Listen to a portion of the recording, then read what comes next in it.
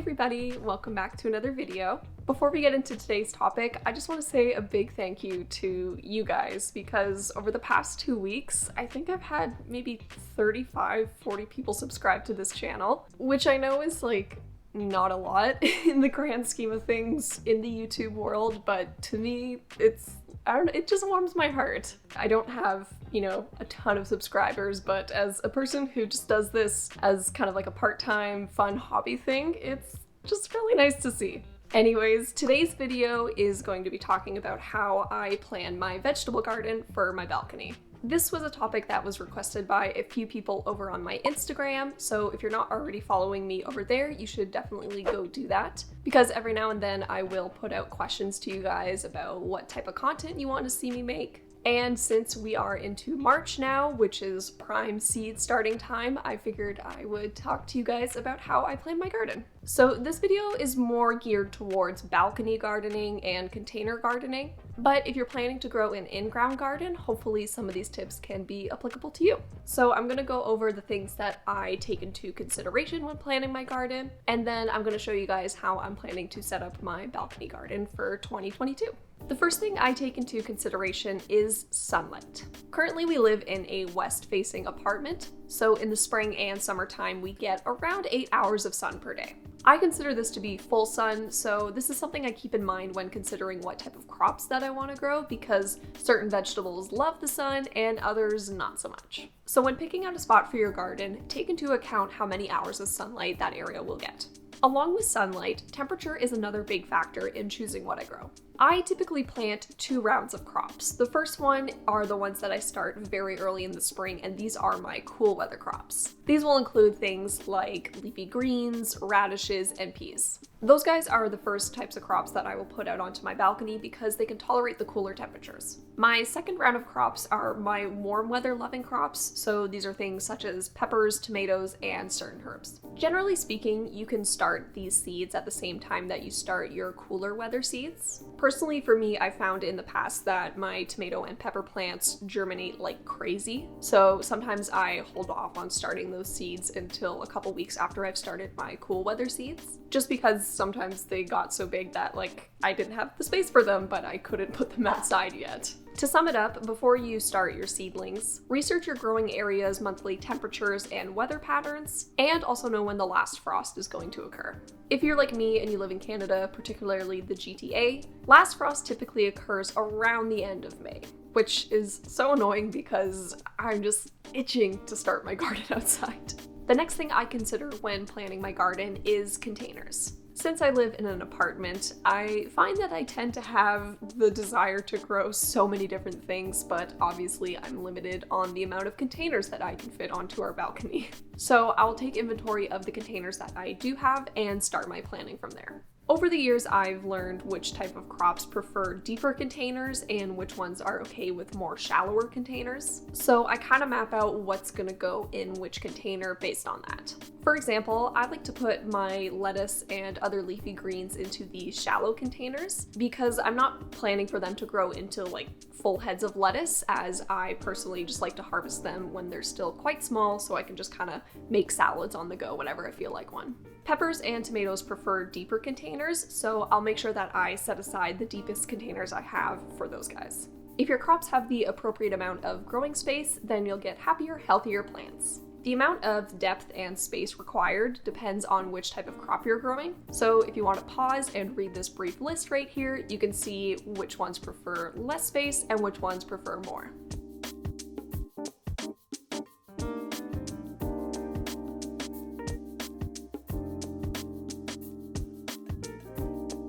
The last thing I take into consideration is my skill level. Over the years, I've learned through trial and error what I'm good at growing and what I need to improve on.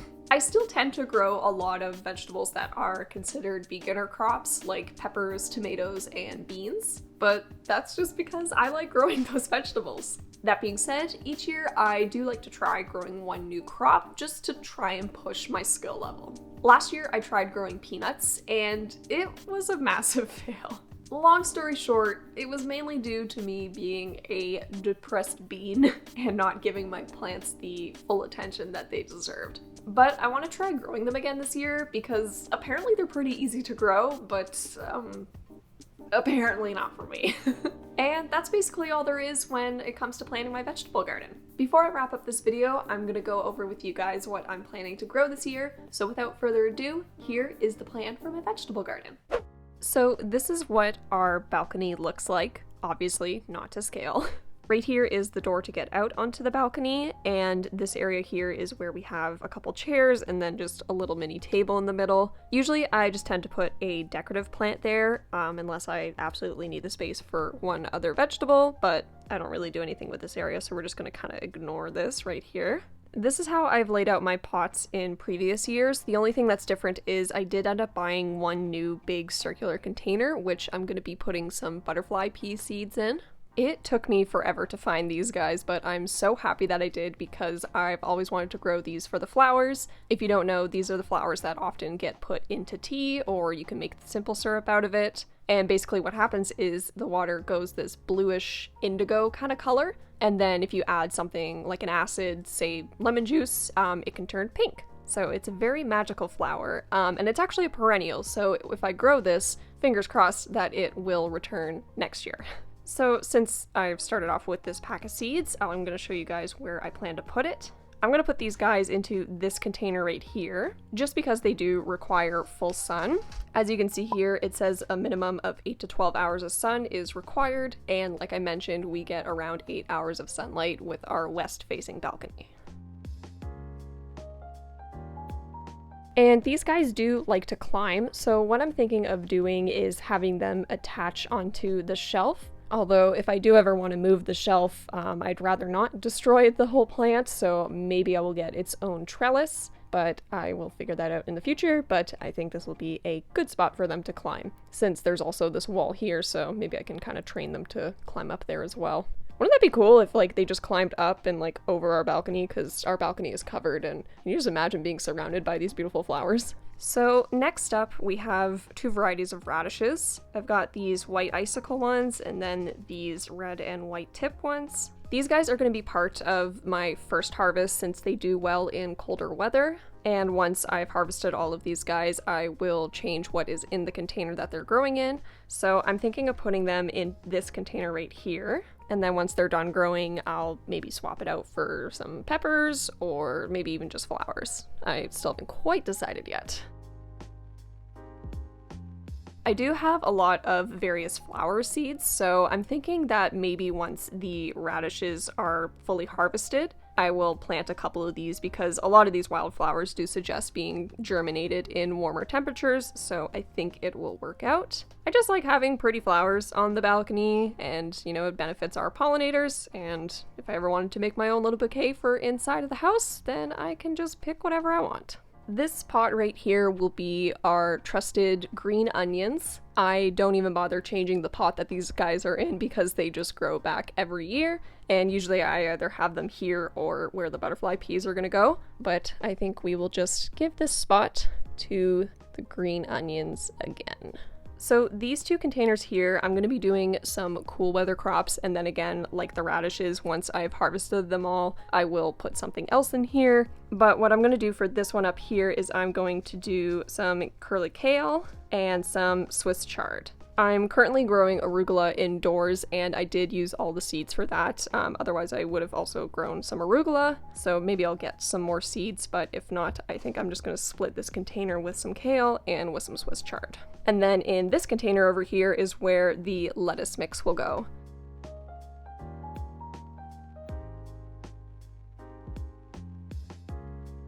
Now in this container right here, that's where I'm going to attempt to grow peanuts again. Peanuts normally grow in ground, quite similar to how potatoes would grow, but they can be grown in containers. I'm not sure if this will affect the total harvest of how many peanuts I get, but I have allocated my biggest container. I think it's actually one of the newer ones that I bought. It's about 12 inches in diameter. This is where I'm going to put those guys. I won't be germinating them just yet because they do say to do it in mid-May to the 1st of June. So we got a bit of time before I start germinating these. Now it does say to sow by December 2021 last year, but I still have like almost a third of the bag's worth of peanuts. So I'm thinking they might be okay. I'll germinate a whole bunch of them just in case none of them actually sprout. But as you can see, they're just like regular peanuts you'd buy at the bulk store.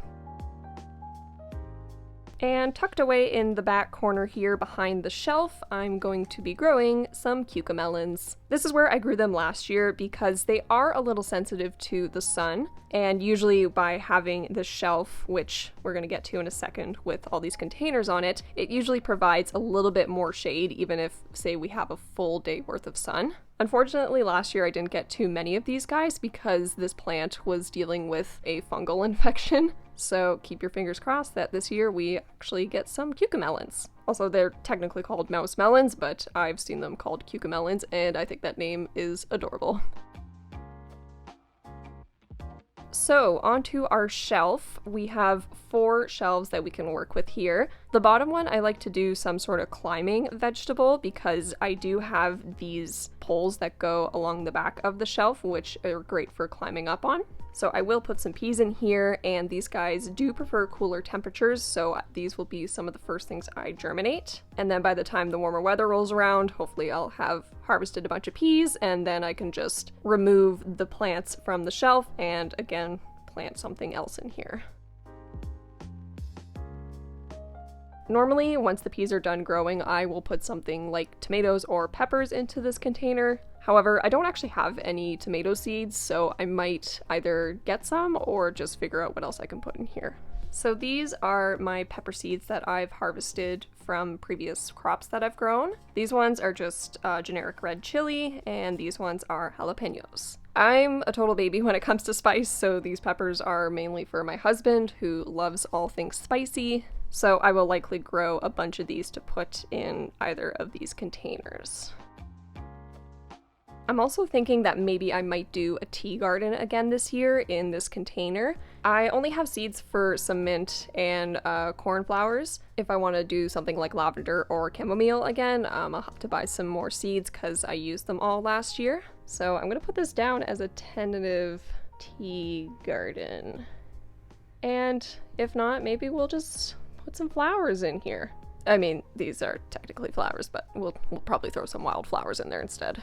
And now for the final pots at the top. This is usually where I do my herbs and peppers. So I think I might allocate the top shelf for peppers, just because there's obviously nothing above it, so they won't be restricted on how tall they can grow. And on this shelf here, I'm thinking of doing some herbs such as basil, and then I still have a crap ton of dill seeds that I harvested in 2020. So I think I'm just going to put those here.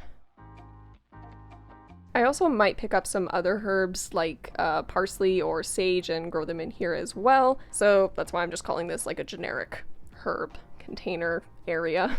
And here we have it, a very technical diagram of what I'm going to be growing this year. Now, because I'm me, I'm probably going to change around a bunch of things, but at least I have a base idea for what I want to go where based on the amount of light something needs or if it needs to climb onto something, but I think it's pretty good. And now we just need the weather to warm up so I can make this dream come true. So that's all for today's video. I know this might not have been super interesting if you're here for more of the houseplant content, but I figured I would share with you guys how I like to plan my garden, and hopefully it gave you guys some helpful tips. If you're planning on doing a garden this year, whether it be flowers or vegetables, I would love to know what you're planning on growing. Feel free to let me know down in the comments because I love reading them and responding to them and geeking out with people over growing plants. Like and subscribe, I'll see you later. Bye!